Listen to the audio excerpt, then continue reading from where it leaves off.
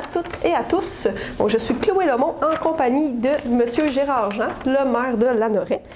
Donc, bonjour, comment allez-vous? Ça va très bien. Puis, comme je dis toujours, ça n'arrête pas de bien aller.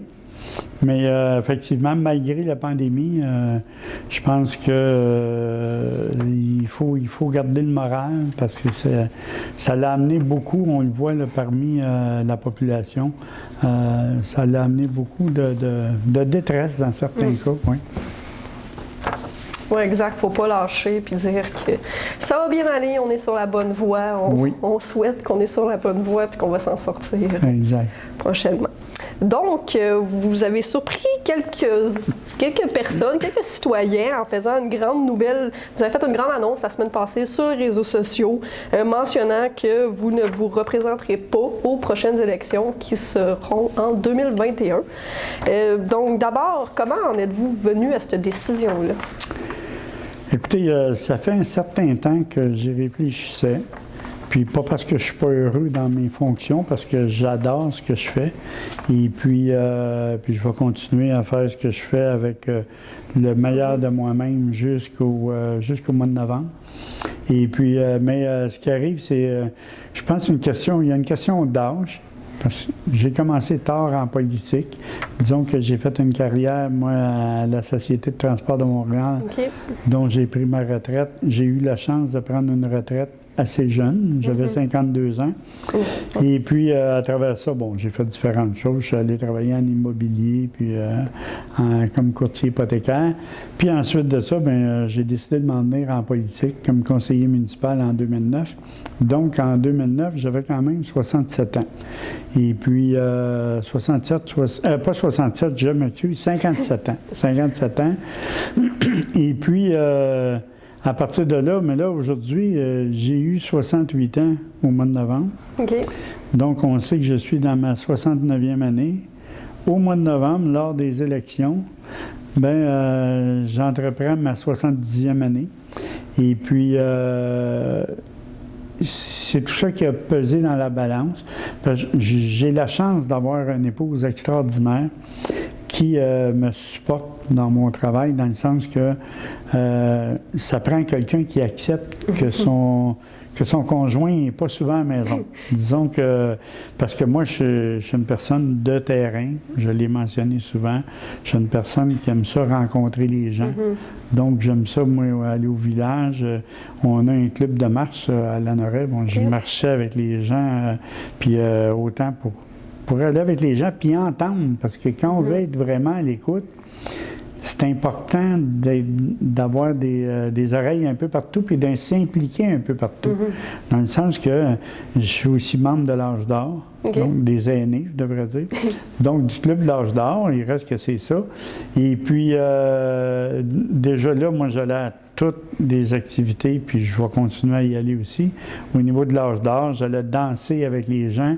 J'aime beaucoup la danse en ligne, surtout. Et puis, donc, à l'âge d'or, ça permet aux gens, ça me permet de fraterniser avec les gens, puis d'entendre tout ce qui se passe. Parce que, vous savez, quand on veut être à l'écoute de l'ensemble des citoyens, c'est très important d'écouter le feedback, excusez l'anglicisme, mais le feedback qui vient de partout. Si on veut avoir le vrai portrait, il ne faut pas avoir peur d'entendre ce que les gens n'aiment pas non plus. Exact. Puis c'est dans ce sens-là que nous, à notre conseil municipal, c'est toujours ce que j'ai prôné. Puis d'ailleurs, toute mon équipe, c'est le fondement de notre équipe. C'est l'écoute, c'est ce qui nous caractérise le plus, c'est l'écoute de l'ensemble. Puis donc, à partir de là, je ne suis pas souvent à la maison, pour revenir au fait que mon épouse, elle vous dirait que je ne fais pas grand-chose dans la maison. Pour ainsi dire, je ne fais pas grand-chose à part y aider à l'occasion à faire la vaisselle. Puis, bon, c'est sûr qu'il y a des choses qu'elle va me demander. Puis, mais il reste que j'ai une femme extraordinaire qui m'a permis, elle ne m'a jamais fait sentir coupable, bon, encore partie ou quelque chose de même. Puis pour moi, c'était important parce que je pense que pour avoir l'esprit libre quand on travaille, C'est important, cette nuance-là. Donc, à partir de là, moi, c'est pour ça que depuis que je suis en politique, j'ai donné mon maximum. Puis là, ben, on sait que l'espérance de vie, quand on regarde au Canada, est autour de 81-82 ans. Bon, en entamant ma 70e année, mon épouse, qui est un petit peu plus vieille que moi, mais elle ne le paraît pas, là. En apparence, ça fait au moins 10 ans plus jeune que moi. Mais il reste qu'on veut profiter de la vie. Puis je veux qu'on se donne le droit de partir quand on veut, puis revenir quand on veut. Puis aussi m'alléger un peu l'esprit avec les responsabilités. Parce qu'on sait que c'est beaucoup de responsabilités d'avoir à ce que tout le monde soit bien, puis le mieux possible. Puis on est quand même une belle municipalité, puis 5000 citoyens, bien, c'est une belle municipalité. Exact. Puis je suppose, là, en plus, en temps de pandémie, veut pas, c'est... T'sais, on le dit, le stress ou ce qui va avec, c'est un peu plus intense, si je peux dire ça comme ça. Il y a des mesures qui sont là, les citoyens qui, bon, sont tous enfermés, je pense qu'ils commencent à être de plus en plus mécontents ou tannés, si je peux dire ça comme ça. Fait que c'est sûr que le temps n'est peut-être pas... Exactement. Puis c'est important d'avoir la patience, de les écouter aussi, les citoyens, parce que quand les citoyens ont de quoi dire, quand on veut être à l'écoute, il faut que les gens sentent que ça va être reçu. Exact. Puis parce que sinon, les gens, si on est à l'écoute, puis les gens ne peuvent pas nous s'exprimer, bien, je veux dire, c'est pas mieux. C'est pas mieux ce côté-là. Exact. Puis est-ce que c'était une décision qui était quand même difficile? Ou, tu sais, j'ai vu que, justement, il y a plusieurs commentaires en dessous de votre publication, votre vidéo Facebook qui a été faite. Tu sais, je crois que vous étiez quand même très apprécié comme maire. Donc, tu sais, j'imagine que ça fait quand même un petit pincement au cœur, si je peux dire, de quitter après 8 ans de... C'est certain. C'est certain que, oui, la décision, quand on arrive à la décision, puis quand on arrive à l'annoncer, je vous avouerai que ça, oui, comme vous dites, un petit pincement au cœur, parce que, oui, je regarde tous les commentaires que j'ai eus, je trouve ça extraordinaire, puis je suis rempli de gratitude face à ça, parce que, écoutez, je pense qu'en tant qu'être humain, je veux dire... de me faire dire tout ce que les gens, tous les commentaires qui ont été dits, là, ça me touche vraiment profondément, puis j'apprécie vraiment. Puis donc, c'est là qu'on veut être certain que oui, on se retire. Puis je voudrais pas, quand on a les choses à cœur, je voudrais pas non plus me retrouver, puis après ça, voir que ça ne s'est pas poursuivi dans le même sens. Fait que, c'est tout ça qu'on a peur, hein, quand on arrête, puis tout ça. Puis d'un autre côté, bien, il faut être capable de le faire à un moment donné.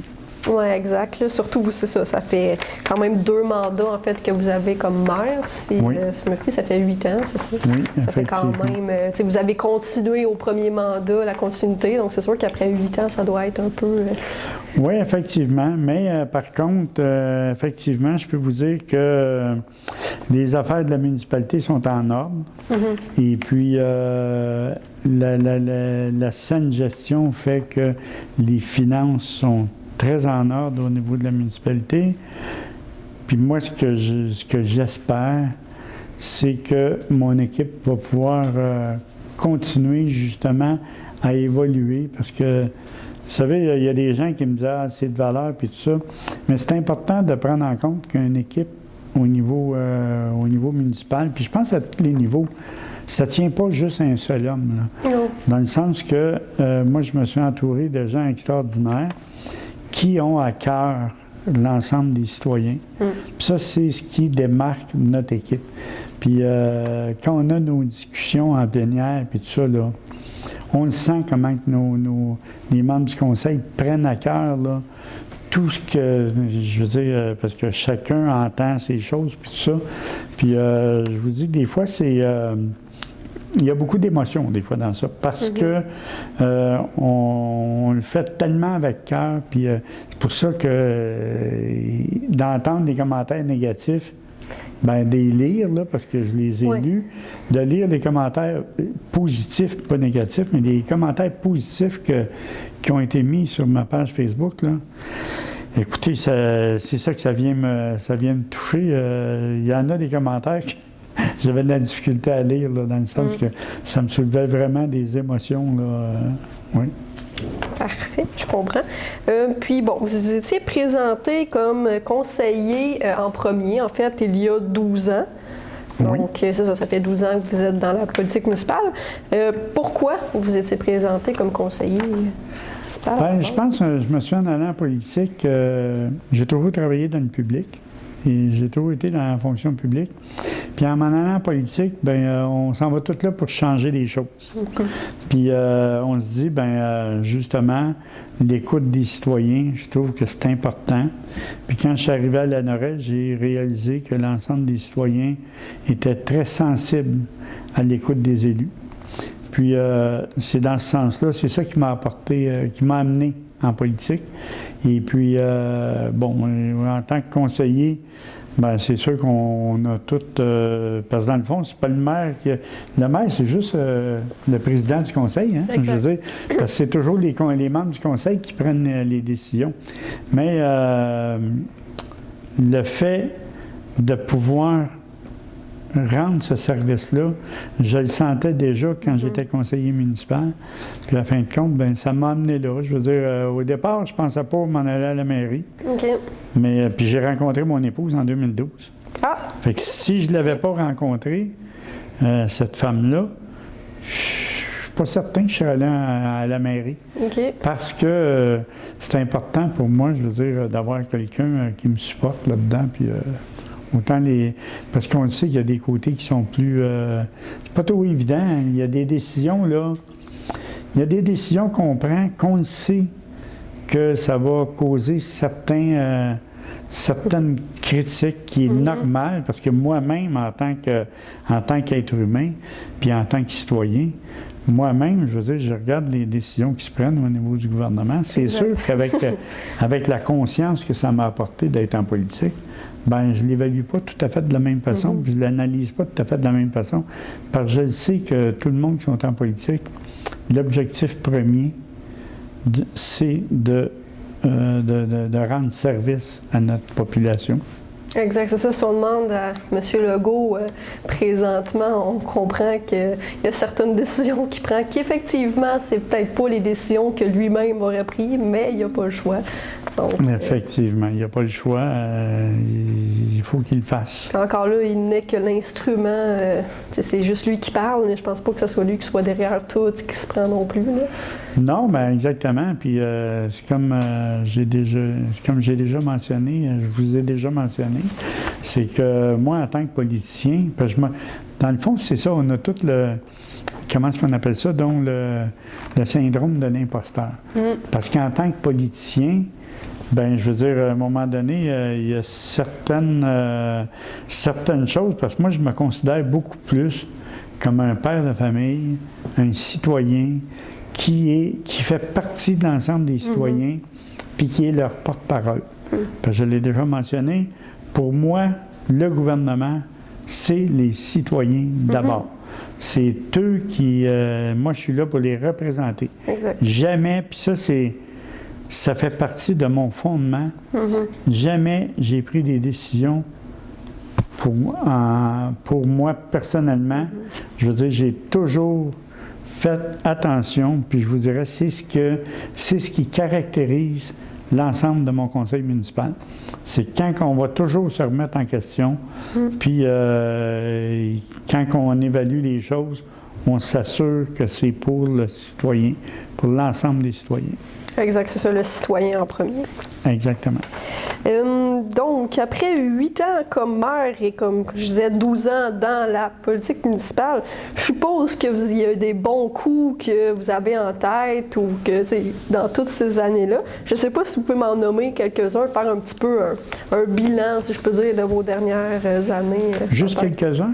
Bon, vous pouvez en nommer plusieurs. Oui, parce que ça m'a interpellé quand vous m'avez demandé de ressortir ce qu'on a pu faire depuis que je suis en politique. Puis Puis j'ai été surpris de voir, pas surpris parce qu'on le sait, mais quand on regarde en arrière, tabarouette, il s'en est écoulé du temps. C'est pour ça que je rencontre des gens qui me disent, « Monsieur Jean, depuis que vous êtes là, la municipalité a tellement changé, puis on change tellement de façon graduelle qu'on ne s'en rend pas compte. » Exact. Mais à un moment donné, quand on regarde en arrière, effectivement, il y a beaucoup de choses qui ont changé. Moi, si je pars quand je suis arrivé au Conseil en 2013, je me souviens de la première chose une des choses importantes qu'on a actualisées, c'est la politique familiale, puis c'est là qu'on lui a inclus le volet de municipalité Amis des aînés. Okay. Fait que je pense que c'est quelque chose qui était très important pour notre population. Ensuite de ça, vous savez, au niveau je regarde en 2013 encore, là, au niveau du centre sportif, on lui a donné une cure de rajeunissement. Ça fait beaucoup plus moderne à cause de la cure de rajeunissement qu'on a donnée là. Quand on pense à Lanoraie, on a un extraordinaire parc industriel qui fait qu'on est chanceux, même si on est un village en banlieue, on a un parc industriel qui embauche des gens, qui donne beaucoup d'emplois. Puis tout de suite, en 2013, là, on a eu trois entreprises qui se sont installées là, Okay. dont Robert Hydraulique, les Boiseries La Jeunesse. Il y avait l'atelier Progon qui s'est installé là aussi. Juste ça l'a amené au-dessus de 100 emplois dans notre parc industriel. Puis ça, c'est le parc industriel qui appartient à la municipalité, mais on sait que l'autre côté, c'est plus des terrains privés, c'est le côté nord de l'autoroute, mais il y a des entreprises qui offrent quand même des bons salaires, puis que les gens, ça les fait pas loin pour aller travailler. Aussi. Donc, après ça, si je regarde en 2014, c'est sûr qu'on a fait le déploiement de notre politique familiale et Amis des aînés. Ensuite de ça, on a instauré le fait qu'on a changé de contrôleur animalier pour les chiens, puis ainsi de suite. Et puis, parce qu'on n'était pas satisfait de ce qu'on avait avant, on entendait toutes sortes de choses. Puis, c'était vraiment, pour nous, le soin des animaux est très important.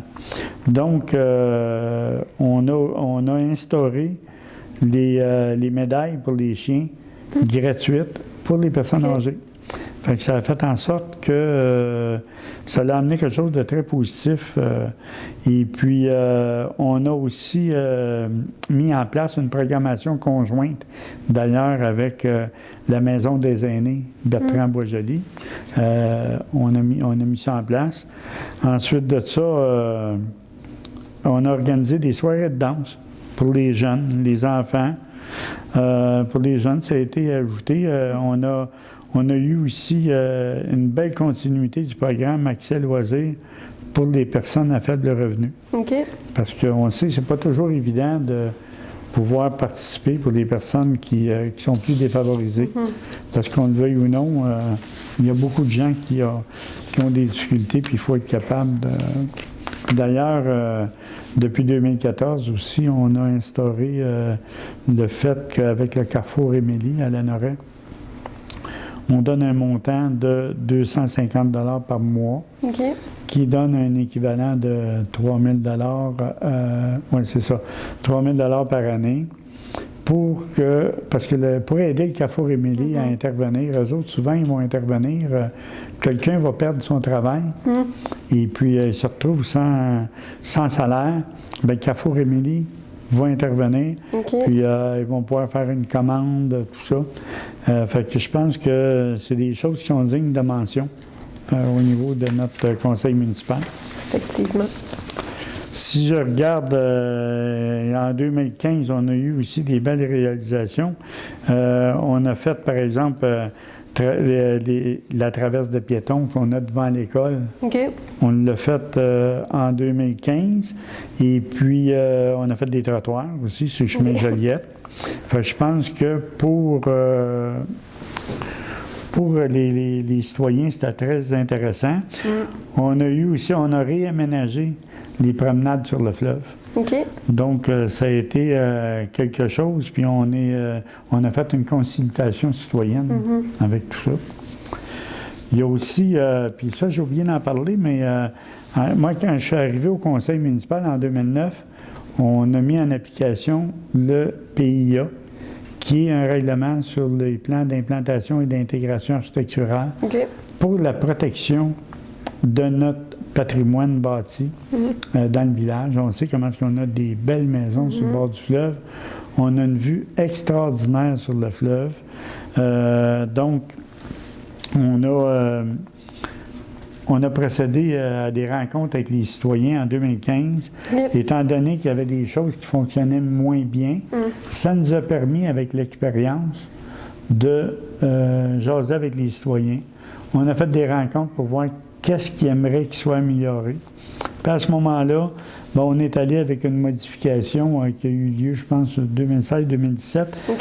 Puis en plus, on a même agrandi le périmètre qui était protégé, là, puis pour que le développement se fasse dans l'harmonie, pour que ça s'harmonise avec tout le secteur.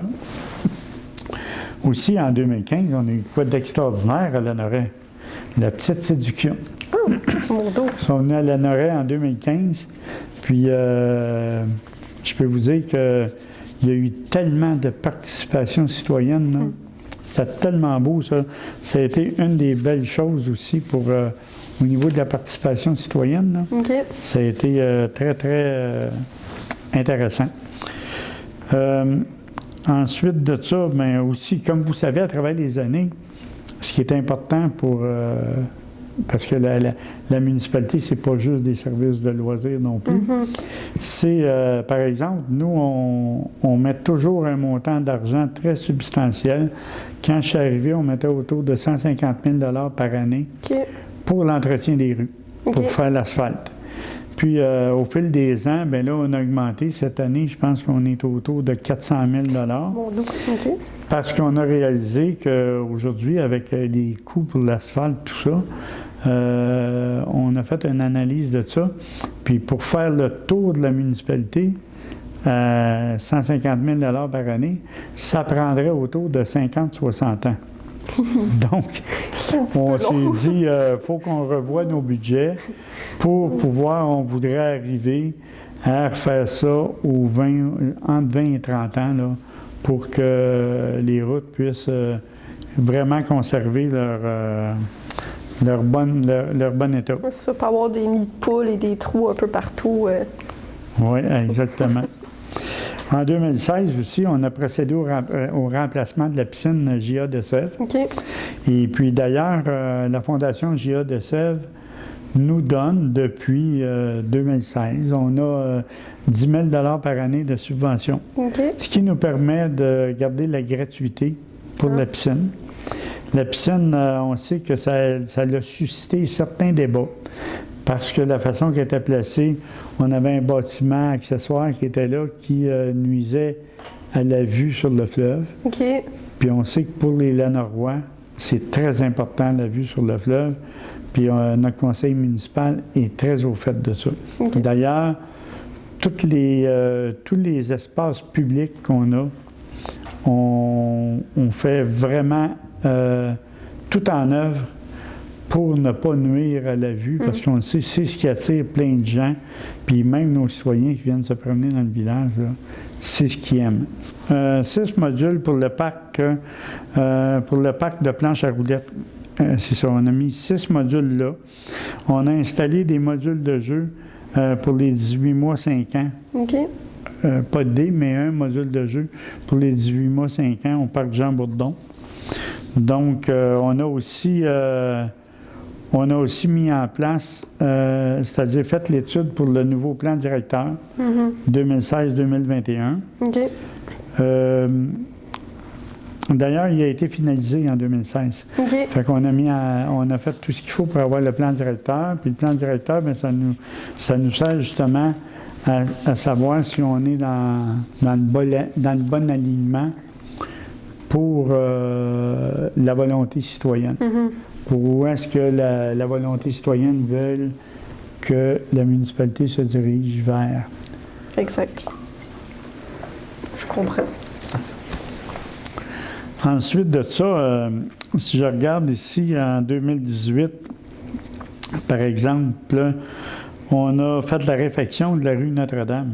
Ça a été un facteur très important. Okay. Ça a été un gros dossier. On a refait les égouts à la rue Notre-Dame. Vraiment, ça a été des gros travaux.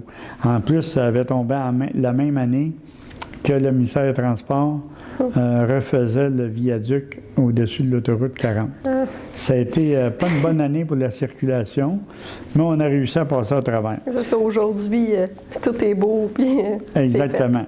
Puis ça a quand même été un projet, ça, qui a coûté la rue Notre-Dame. Là. Ça a été un coût de 3 800 000 Okay. Fait que c'était quand même des gros montants, mais on a quand même réussi, avec la saine gestion, à aller chercher du ministère des Transports du Québec une aide de 2 300 000 Okay. avec le programme de la TEC. Ça, c'est de l'argent qui est ramassé avec la taxe sur l'essence. Okay. On a réussi à aller chercher 1 152 000. Tout ça pour dire qu'en bout de ligne, ça l'a coûté aux contribuables, puis ça, on a pu le prendre dans notre surplus accumulé. Okay. Ça a coûté 400 000 $. Donc, il n'y a aucune hausse de taxe qui a été attribuée à cause de la refonte de la rue Notre-Dame. Donc, je pense que c'est un élément qui mérite d'être souligné Effectivement. comme tel. Après ça, vous savez, là, à travers ça, dans mon dernier mandat, on a mis en place un camp de jour. Okay. On savait qu'avec Action Famille, il y en a un, mais ça ne réussissait pas nécessairement à subvenir à toute la demande. Okay. Donc, on a mis en place un camp de jour. On a fait une refonte du site Internet. On a acquis des logiciels qui permettent de s'inscrire aux activités en ligne, de consulter le rôle d'évaluation en ligne. Ça, Okay. c'est des choses qui sont très intéressantes pour les citoyens aussi. On a facilité la vie aux citoyens aussi avec, par exemple, une chute à livres à la bibliothèque. Okay. À un moment donné, c'est pas trop dans les heures d'ouverture qu'ils peuvent Exact. aller. Donc, on a une chute à livres. Une nouvelle rampe d'accès pour les personnes à mobilité réduite au pavillon Clément-Larranger. Là, je dis une chute à livres, des fois, ça a de l'air simple. Mais quand on analyse une chose comme ça, il faut s'assurer qu'il n'y a pas de danger que quelqu'un vienne mettre le feu. Il faut que ça réponde aux normes sécurité incendie. Bon, toutes sortes de choses qu'il y a à voir. Donc, des fois, des petites décisions, c'est ce que j'ai constaté dans ma vie politique. C'est pour ça que quand je disais au départ, on va tout là dans l'objectif de changer le monde. Mais à un moment donné, on se rend compte que des petites décisions qui peuvent sembler petites, ça implique beaucoup d'analyse pour s'assurer qu'on fait la bonne chose. Donc, on a eu aussi, la première année, ça a été en 2020, avec la pandémie. Ça n'a pas tout à fait fonctionné comme on aurait voulu, mais on a fait la distribution de compost. Okay. On pensait d'en avoir pour une semaine, mais en fin de compte, ça a duré même pas une journée. Mais on va s'y prendre autrement pour les années futures, mais c'est avec l'expérience que... Ça, puis la pandémie n'a sûrement pas aidé non plus à bien mettre ça en place, puis ça doit être un peu... Ça change les habitudes aussi. Là, ça change les habitudes, effectivement. Juste le compost, lui, il est arrivé, je pense, c'est-à-dire la collection pour la troisième voie, je pense que c'est arrivé en 2018, 2017, 2018, quelque chose de même. Donc, on a aussi remplacé de nombreux ponceaux qu'on sentait que ça s'en allait. Là, il a fallu les remplacer parce que c'était dangereux. On a construit un égout sanitaire sur la rue José. Okay. Ça impliquait une dizaine de citoyens qui n'avaient pas les égouts sanitaires, puis pour toutes sortes de raisons. Mais à fin de compte, ça a été long, ça aussi. On a commencé le processus autour de 2010-2011. Okay. Mais avant que tous les citoyens soient d'accord, Oui. Parce que ça aussi, des fois, ça a de l'air simple. Mais les gens vont nous demander pourquoi vous ne donnez pas les égouts. Mais c'est parce que pour que ça fonctionne, il faut qu'il y ait plus que 50% des citoyens qui soient d'accord. Parce que sinon, ça impose une taxe spéciale. Puis si les gens ne sont pas d'accord, on ne fait pas ça. Pour ça, moi, j'ai toujours dit aux gens, la municipalité, nous autres, ça ne nous coûte rien de donner ce service-là, les égouts, l'aqueduc. C'est sûr qu'il faut faire des recherches, tout ça, mais en bout de ligne, c'est les citoyens qui payent. Exact. Puis on sait comment c'est des choses qui coûtent cher. Donc, on a investi aussi environ 125 000 $ pour maintenir le quai en bon état. OK. Parce que c'est important. Fait qu'on a dû le fermer une petite période, là. On sait que ça ne fait pas toujours l'affaire des propriétaires de bateaux, mais on n'avait pas le choix. C'est pour que ça soit mieux après. Donc... Exactement. Aussi, c'est en 2019-2020 qu'on a débuté ça, là, mais suite à une demande de citoyens. Oui, effectivement, on a eu des pétitions, puis ça commence toujours de même, un changement, là. Puis on a eu des pétitions qui nous demandaient pour regarder, pour amener l'eau potable, l'aqueduc, jusqu'à l'extrémité ouest de la municipalité. Okay. Donc, on a lancé des travaux de recherche, premièrement d'eau potable, puis en même temps, pour le prolongement du réseau d'aqueduc. On a commencé des analyses qui avancent. Là, je veux dire, là, on commence à avoir des prix, mais c'est sûr qu'on va faire un sondage auprès des citoyens pour voir est-ce qu'on continue, parce que c'est beaucoup d'investissement.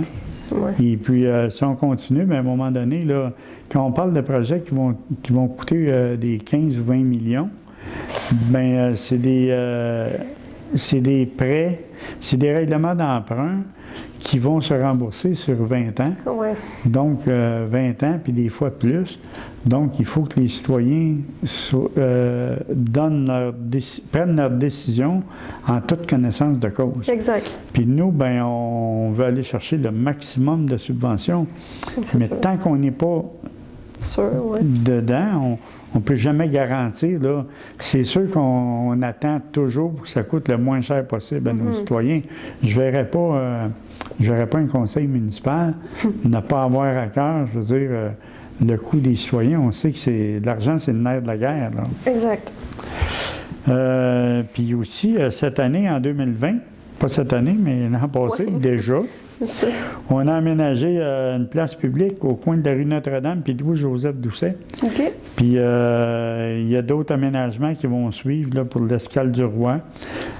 Évidemment, on va remplacer aussi nos enseignes, là, puis tout ça. Donc, ça fait pas mal le tour, ça, de tout ce qu'on a entrepris, je pense que.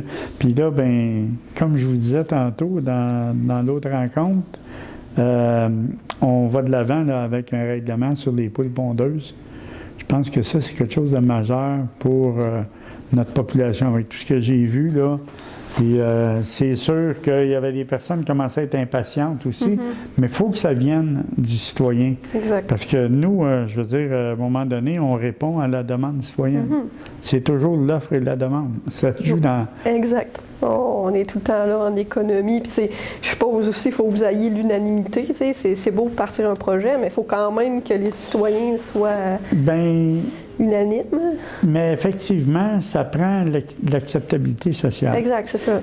Puis quand on parle d'acceptabilité sociale, moi, je pense que c'est très important de savoir que l'acceptabilité sociale, c'est pas nécessairement une unanimité. C'est qu'on va prendre un chemin où est-ce que ça va être accepté socialement. Je me réfère, par exemple, puis d'ailleurs, quand on regarde, pour nous, c'est important, l'acceptabilité sociale. À un moment donné, on a eu une proposition d'installer un crématorium dans notre parc industriel. Okay. La personne aurait pu s'installer sur le chemin Joliette, où est-ce que c'était permis. Mais la promoteur de ça, elle nous avait indiqué, écoutez, elle dit, moi, je ne veux pas m'installer dans un endroit qui est trop près des propriétés, parce que c'est pas tout le monde qui accepte ça, un crématorium près de chez eux, tout ça. Donc, ils ont fait la demande pour aller dans le parc industriel. Pour aller là, il fallait passer par une modification réglementaire. En fin de compte, j'avais des citoyens qui étaient très inquiets dans ce secteur-là. Puis, ce qu'on a fait, j'ai organisé au moins 2 rencontres publiques avec quelqu'un qui est venu expliquer comment ça fonctionnait. Okay. J'ai eu beaucoup d'échanges avec le ministère de l'Environnement, qui, même eux autres, je leur ai appris des choses dans tout ça, dans toutes ces recherches-là, parce que c'est quand même un crématorium qui aurait été dans un endroit où est-ce qu'il n'y avait pas d'égout. Okay. Donc, et ça, c'était un des problèmes particuliers. Les citoyens avaient peur qu'on vienne contaminer le sol. Puis, en fin de compte, on s'est aperçu qu'on n'avait pas l'acceptabilité sociale du tout. Fait que ce qu'on a fait, la journée qu'on était supposé d'avoir la consultation publique conforme à la loi, avant de faire la consultation publique, le conseil, on avait pris la décision d'abandonner le projet parce qu'on n'avait pas l'acceptabilité sociale. Puis je pense que ça en est un exemple d'écoute des citoyens. Puis moi, je les encourage, les gens, à toujours s'informer. Quand on arrive, on a des modifications réglementaires, je les encourage à toujours appeler à l'hôtel de ville pour s'informer. C'est quoi que ça va apporter? Pour que si ça ne fonctionne pas, bien, qu'ils puissent utiliser leur droit de s'opposer à des choses. Parce que c'est eux autres qui décident. Oui. Un autre cas où est-ce qu'on parle de l'acceptabilité sociale, moi, on a eu l'oléoduc de TransCanada Pipeline qui voulait s'installer. Moi, quand j'ai été élu, là, TransCanada Pipeline venait de mettre ça sur la table en 2014. Puis, je vous dirais qu'on a été une des premières municipalités au Québec à s'opposer au pipeline de façon catégorique et énergique. Et puis, j'ai même réussi, pas juste moi, là, c'est parce que j'ai même réussi à amener avec la MRC, mes collègues de la MRC qui sont tous, les 15 maires, sont tous préoccupés par l'environnement aussi. Puis, en fin de compte, on a eu des citoyens qui sont venus nous voir, autant à la MRC. On a adopté une résolution aussi s'opposant à ça de façon catégorique et énergique au pipeline. Et puis, à fin de compte, il y a des gens qui me disaient, bien, Gérard, tu t'en vas là, si vous en allez, là, c'est fédéral, ça. Vous n'aurez jamais gain de cause là-dessus. Premièrement, on avait un appui citoyen qui était très fort. Puis d'ailleurs, je remercie et félicite tous les citoyens qui se sont opposés, puis qui se sont manifestés à s'opposer à ça. Parce que nous, c'est ça qui vient nous donner la légitimité pour continuer à aller plus loin. Exact. Puis même à l'ANORA, on a même présenté une résolution à la FQM qui a été entérinée par l'Assemblée générale de la FQM. Et puis, écoutez, on a adopté la résolution, on est sorti de là, puis je pense qu'une journée, 2 jours après, TransCanada annonçait qu'il abandonnait le projet. Donc, je pense que l'implication citoyenne a été tellement importante que ça l'a amené encore une fois à démontrer que le vrai gouvernement, c'est le peuple. C'est la population, le vrai gouvernement. Et puis d'ailleurs, moi, je suis intervenu avec des comités vigilance hydrocarbures. À un moment donné, j'avais été approché, justement, je suis allé donner une conférence à l'île d'Orléans. Où est-ce qu'on m'avait demandé, bon, écoutez, nous autres, on a certaines difficultés, puis on aimerait ça que vous veniez nous expliquer comment qu'on peut approcher nos élus pour amener l'écoute. Parce que des fois, les gens ont l'impression qu'ils ne sont pas écoutés, mais des fois, c'est de la façon qui s'est amenée. Exact. Parce que les gens, il y en a des personnes, des fois, ils vont partir avec le fait de dire, bien, je ne peux pas apporter ça, je veux dire, parce qu'on part avec des préjugés qu'on ne sera pas écouté. Ça a peut-être déjà été de même anciennement. Oui. Mais aujourd'hui, avec les politiciens, je pense que on ne fonctionne plus de la même façon. Puis je pense que c'est important. C'est pour ça que, comme moi je m'en vais là, mon équipe va rester là. Mais ça amène une continuité. Exact. Puis moi, en partant, parce que moi, j'ai ma façon de fonctionner, ça va très bien avec mon conseil municipal, puis il faut faire en sorte de perpétuer cette écoute-là. Fait que c'est pour ça qu'il faut faire attention, parce qu'à un moment donné, vous savez, moi, j'ai vu dans ma vie, dans d'autres situations, autant à Québec, à un moment donné, du recyclage de politiciens, là, des gens qui partent avec des anciennes idées d'il y a 20 ans ou 30 ans, puis qui veulent s'en aller dans un conseil municipal pour partir avec ces prémices-là. Je pense qu'ils ne sont pas à la bonne place. Non, c'est ça dans le sens qu'il faut évoluer avec son temps. Là. Exact. C'est important. Donc, dans ce sens-là, puis moi, j'ai été porte-parole aussi pour un comité de protection de l'eau potable par rapport aux distances séparatrices, par rapport aux têtes de puits, parce qu'on sait qu'à un moment donné, on voulait faire de la fracturation hydraulique partout au Québec pour du gaz de schiste. Il y en a sur notre territoire, d'ailleurs. Puis, d'ailleurs, j'ai parlé avec la sous-ministre des Ressources naturelles au niveau fédéral il y a quelque temps avec le conseil d'administration de la FQM. Et puis, elle me disait qu'ils sont conscients qu'il y a des endroits où c'est que ça fuit, puis ils font l'inspection pour colmater. Quand ils ne trouvent pas le propriétaire d'un puits, ils vont le colmater, c'est le gouvernement qui va le colmater. Mais toujours pour revenir à ce comité-là, qu'on était 11, on est encore là, 11 maires, mairesses, un préfet, il y a le préfet de la Mingani qui est sur ce comité-là. C'est des maires mairesses à travers le Québec. J'ai ma collègue, Mme Lisette Maillé, qui est mairesse de Austin, dans les cantons de l'Est, où est-ce que les autres, ça ne les touche même pas.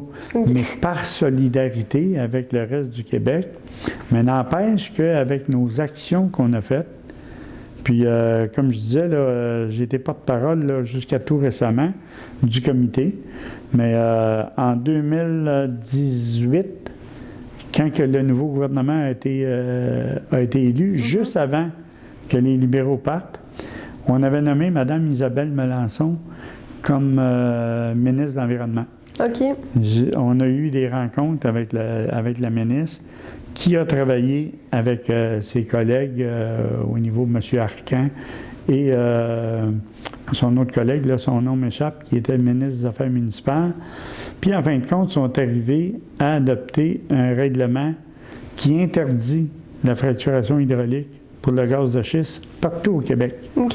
Puis, en même temps, ils ont augmenté des distances par rapport à la loi sur les hydrocarbures. Nous, on voulait, puis on demande encore au gouvernement qui ajuste ces distances-là avec le règlement sur la protection de l'eau potable.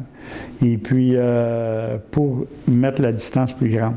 Mais il reste que là, présentement, étant donné qu'ils n'ont plus le droit de fracturation hydraulique pour le gaz de schiste, le débat s'est transporté plus en Gaspésie, où est-ce qu'en Gaspésie, c'est d'autres sortes de roches-mères qu'ils ont.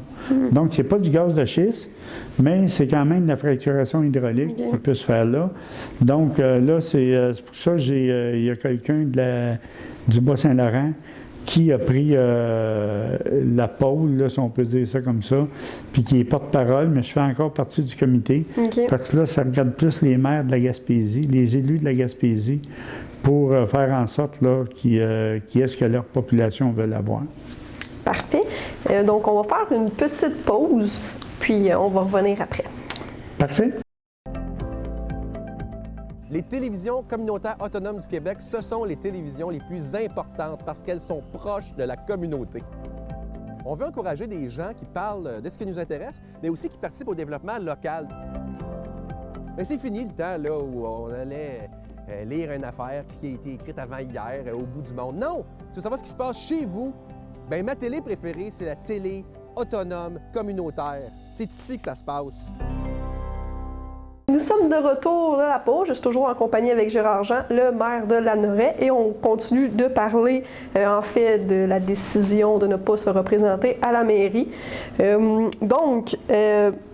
Vous ne vous représentez pas. On le sait que vous étiez quand même beaucoup impliqué avec les journées de la persévérance scolaire. Vous allez beaucoup dans les écoles à chaque année où vous allez dans cette semaine-là.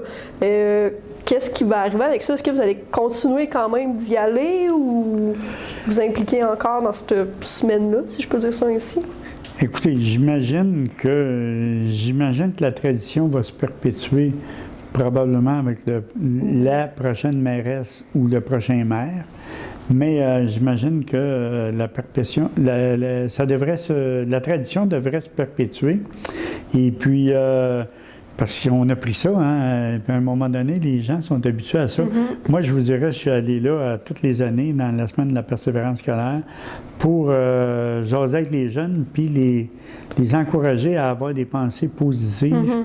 Puis leur faire mention, je leur ai parlé un peu de mon parcours aussi parce que je leur ai expliqué, premièrement, moi je viens d'un milieu dysfonctionnel. C'est peut-être ça qui fait mon contact avec la population que pour moi il est aussi important d'être avec la base. Et puis, je veux dire, les élèves, là, la dernière campagne électorale que j'ai faite, je me souviens, j'ai frappé à des portes où est-ce que la personne me disait « Moi, je vous connais pas, mais mes enfants vous connaissent. » Parce que, puis même, ça venait, les enfants me rencontrent sur la rue, puis ils me saluent, puis c'est super gratifiant. Mm-hmm. Puis je me dis, moi, si on peut faire une différence avec les jeunes, par rapport au décrochage, puis tout ça, bien, je pense que c'est là qu'il est temps de le faire, au primaire, puis au secondaire. L'an passé, je suis allé, en 2020, je suis allé les rencontrer même à la polyvalente. Okay. J'ai tout rencontré des jeunes de Lanoraie qui, j'avais demandé à la directrice, qui a été très appréciée, qui a très apprécié là, qu'on le fasse. Ça. Donc, oui. Parfait. Donc, on va souhaiter que ça soit une tradition qui perdure et qui reste au courant des autres années, surtout pour les élèves, comme on dit. Puis surtout dans la situation actuelle, je pense que ça va faire du bien, encore une fois, de continuer l'année prochaine, puis les autres années, à essayer de les motiver avec ce qu'on vit. Je pense que ça va être oui, effectivement. Puis ça vient montrer aux jeunes que les politiciens, même si une personne est maire, est un élu, mm-hmm. Ben, je veux dire, c'est des gens ordinaires qui sont là. Exact. Puis qu'on peut leur parler. Puis je veux dire, on est du monde comme tout le monde. Exact, c'est ça. Vous n'êtes pas inaccessible parce que vous êtes... Exactement. Parce que moi, ce que j'ai jamais voulu dans ma vie, c'est me faire mettre sur un piédestal. Je comprends. Puis là, en fait, bon, c'est la deuxième retraite, comme on a dit, qui s'en vient. Avez-vous des projets futurs, exemple des voyages, des choses comme ça, qu'allez-vous faire après? Oui, effectivement, on a beaucoup de projets de voyage. Puis, j'aimerais ça, là, partir 2 mois là, durant l'hiver. On veut retourner en Europe.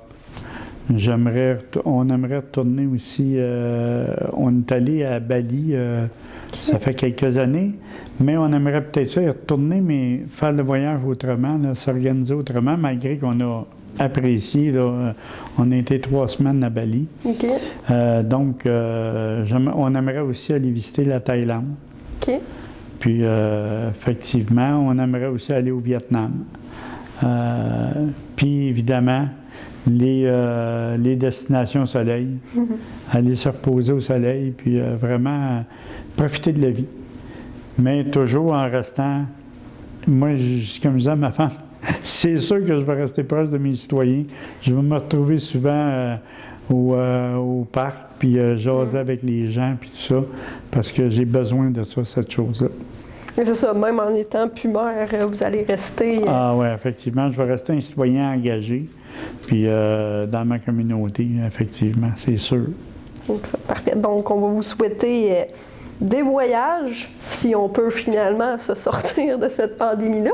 Donc, on va vous souhaiter des voyages, puis comme vous dites, seulement profiter, vous reposer, seulement vivre le restant de votre vie, en fait. Là, Parfait. Bien, je vous remercie infiniment, puis ça va être super agréable, mais quand je vais avoir traversé le mois de novembre, là, mais il reste que je profite jusqu'au mois de novembre, là, je savoure, je veux dire, toutes les interventions qu'on peut faire pour aider nos concitoyens. Exact, parfait. Parfait, donc merci beaucoup d'avoir pris du temps aujourd'hui de nous parler. Ça me fait plaisir.